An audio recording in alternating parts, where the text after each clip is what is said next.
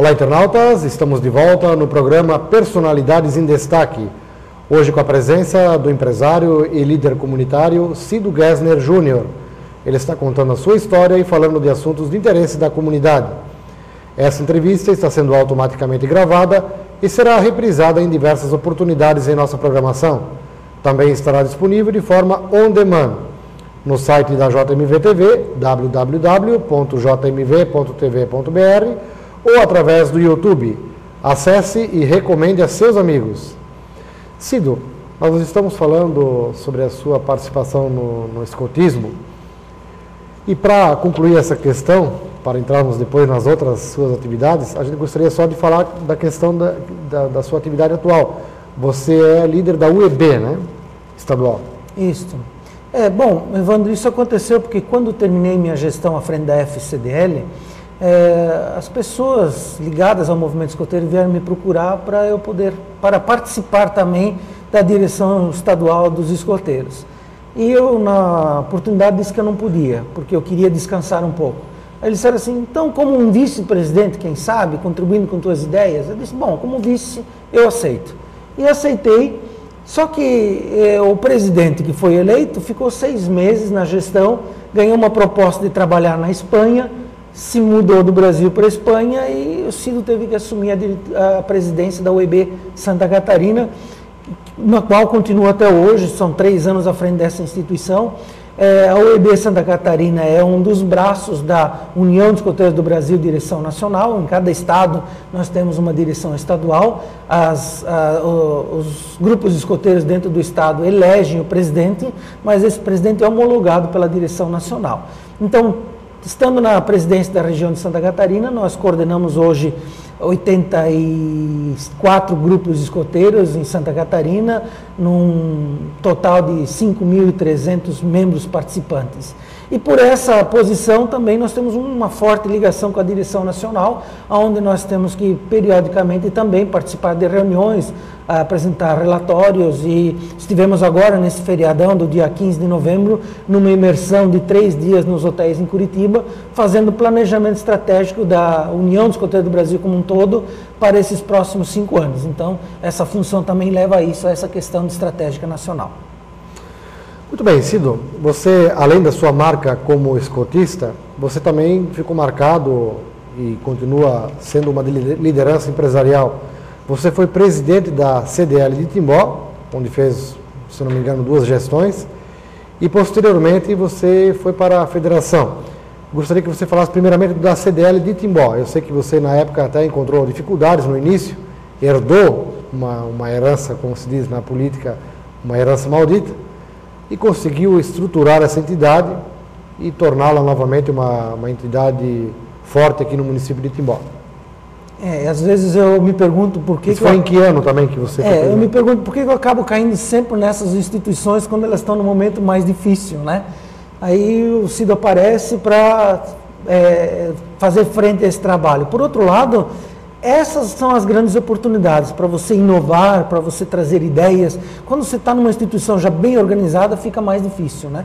Então, assim, fui presidente da CDL de 96 a 2000, fiz 2 mandatos na CDL de Timbó. Fui escolhido porque a CDL passava por uma crise, vieram me convidar na minha empresa, se eu aceitaria ser presidente. Eu disse que eu aceitaria mediante 2 condições básicas, e as condições foram: primeira, que eu tinha que conversar com a minha esposa para decidir sim ou não, e a segunda é de que eu queria ter liberdade de montar a minha equipe de trabalhos, lógico, submetendo a apreciação do plenário, mas eu queria convidar as pessoas para trabalhar comigo. E aí nós montamos uma equipe de trabalho, e foi aí que transferimos a sede da CDL, que ficava no edifício Reiter, no 3º andar, bem pertinho de onde era o Jornal do Médio Vale, né? Exatamente. O início do Jornal do Médio Vale, ali era a sede da CDL, nós estávamos lá no 2º, 3º andar, não me lembro. Só para quem não sabe, fica ao lado do Banco do Brasil, da JJW, aí onde também era a farmácia catarinense, né? Isso, naquele endereço. E aí foi que nós trouxemos para o atual endereço. E aí me lembro que colocamos um letreiro bem grande na frente da CDL, indicando que era a CDL, E as pessoas diziam, que bom que temos uma CDL agora em Timbó. Eu disse, já tem muitos anos, mas a gente não era visto pela comunidade, né? Meu pai também já foi presidente da CDL. A CDL tem hoje mais de 40 anos em Timbó, né? Na minha gestão nós fizemos uma coisa interessante, entre tantas outras, mas que foi a criação do fundo patrimonial. Foi aí que nós começamos a reservar todo mês um pouquinho de dinheiro do nosso faturamento numa conta específica, visando a aquisição de um patrimônio, e que este ano, depois de 15 anos que eu estive à frente da CDL, a CDL conseguiu comprar o seu terreno, né? Então esse trabalho na CDL é que me levou a uma projeção estadual. Através das reuniões dentro do distrito, que aconteciam em Blumenau, a gente começou a acompanhar o que estava acontecendo no nível de Estado. Em nível de Estado, a federação estava passando por sérias dificuldades, desmandos, a tal da promoção estadual que se chamava Compre com Sorte, deixou de entregar 12 automóveis, o Ministério Público estava se manifestando com intervenção não só dentro da federação, mas também dentro de todas as CDLs que tinham patrimônio para cobrir essa diferença. E na minha posição de representante da CDL, eu não podia ficar parado, eu tinha que mostrar que nós não íamos entregar os nossos recursos por uma falha da direção estadual. E nessas manifestações, o meu nome começou a entrar em evidência, até que então, em janeiro de 2000, eu estava na praia, me telefonaram e disseram assim, nós vamos fazer uma reunião em Lages para formar uma chapa de oposição à atual direção.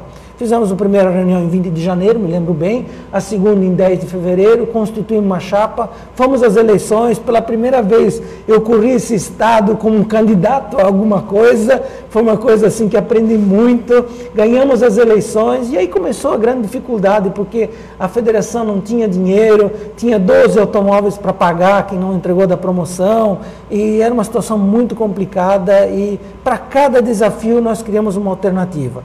E o que nos norteou, Evandro, foi, primeiro, quitar as dívidas e, segundo, fazer um planejamento de futuro.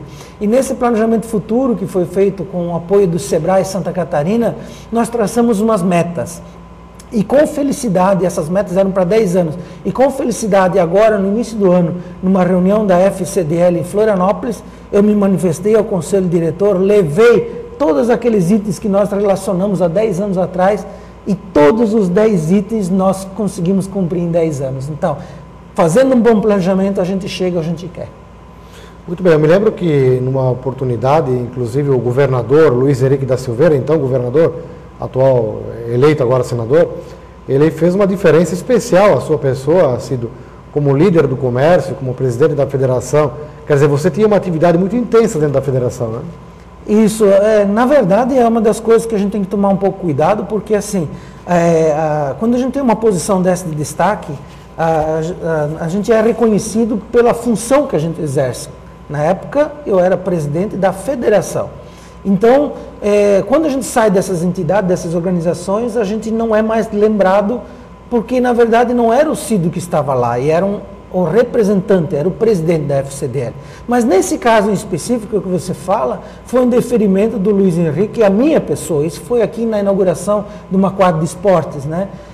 Porque o relacionamento com o Luiz Henrique sempre foi um relacionamento, porque ele admira muito o movimento escoteiro e ele acompanhou de perto toda essa dificuldade da FCDL. Então, ele era governador, foi governador no período em que nós passamos as maiores dificuldades.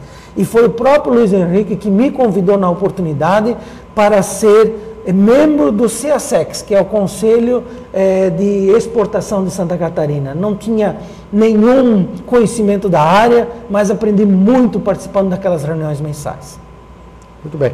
Bom, nós vamos continuar falando sobre o seu trabalho na CDL de Timbó e também na FCDL após o intervalo comercial. Nós lembramos que nós estamos entrevistando o Cido Gessner Júnior, ele que é líder comunitário, empresário, enfim, uma pessoa que tem uma atividade muito intensa na comunidade.